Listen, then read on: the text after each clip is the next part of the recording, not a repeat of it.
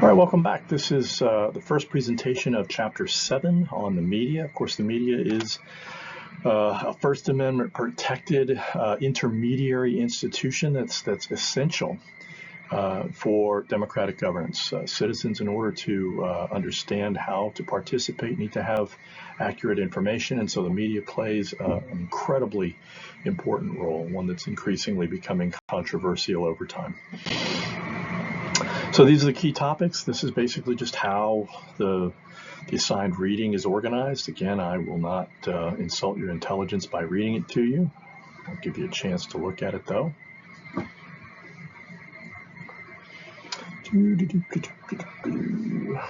All right, and here are the main things that we're looking at in terms of what we expect students to come away from this chapter with.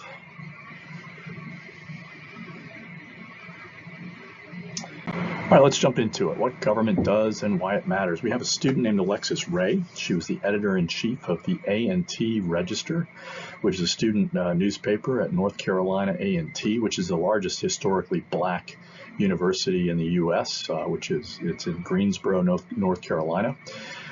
She learned that local television newscasts and local newspapers tended to use the university as a locator for describing criminal behavior. Even when the crimes in question had nothing to do with North Carolina A&T students or anybody else.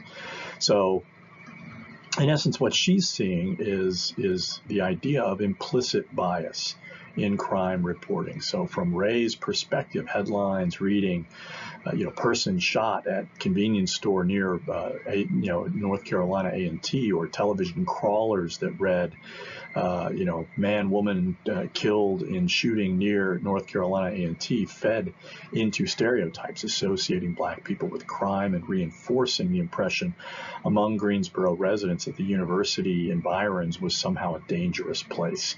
So she's an inspiring journalist herself. She argues that the result is a student body that's made to feel criminal simply for existing. And that's not the media landscape that she wanted to be in. So North Carolina A&T Register, the paper, partnered with the Poynter Institute for an investigative report.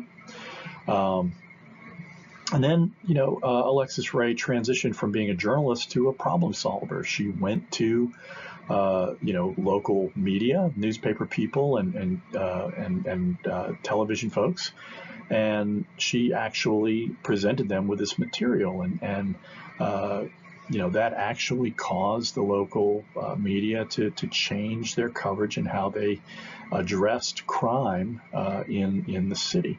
So the First Amendment protects freedom of the press to facilitate the free exchange of ideas. And we talked about this idea of freedom of speech in earlier presentations on civil liberties. The media's job is to provide a forum, or one of their jobs is to provide a forum for this kind of interaction. And it's vital to a healthy democracy that they be able to do that. So the media are indispensable to American democracy.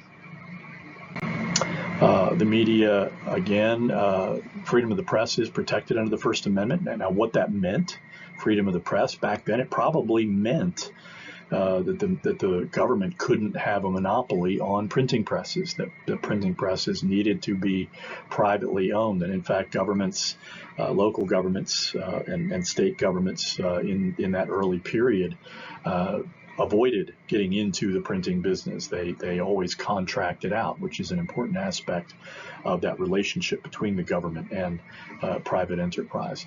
So the founders saw British censorship prior to the Revolutionary War as the essence of tyranny. Ironically, during the Revolutionary War, British sympathizing towns that were occupied by revolutionary troops would oftentimes have the town's printing press seized or destroyed, leading one American historian to observe during the Revolutionary War that liberty of speech belonged to those who spoke the speech of liberty.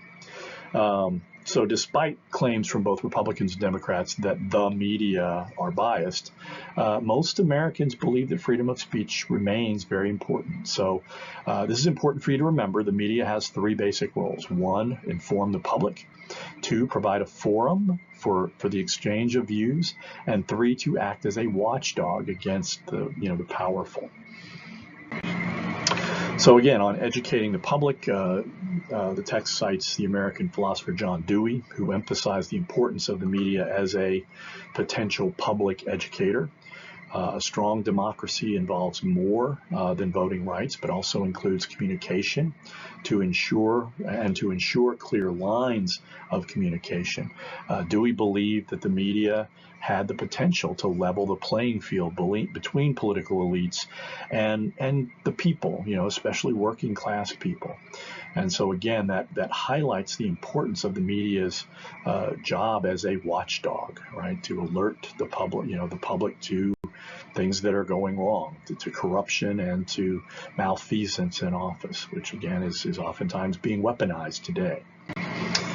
So journalism, most journalists are trained in schools of journalism and mass communication and are guided by the principles of journalism. The key tenets of professional journalism are fidelity. 1, fidelity to accurately reporting the truth. 2, to maintaining an independent voice, and 3, to emphasizing fairness and impartiality. So the question can arise, who elects journalists? It's important that we understand that journalists are storytellers of political reality, and they aren't elected. And on those grounds, they have to be very careful about how they do things. And I also like to emphasize when I teach a class, I actually teach a class on media and politics, that purely objective reporting is simply impossible. And again, that the fact that all accounts of reality have a perspective also means that they have a bias. And one reason for those kind of complaints is the rise of adversarial journalism, which is a form of reporting in which the media adopt a skeptical or even hostile posture toward government and public officials. And this really began during the Revolutionary War, or during the Vietnam War, when it became, the media basically uncovered the fact that both the Johnson and Nixon administrations had lied to the American people, which was a serious problem. Journalism shows like 60 Minutes, likewise.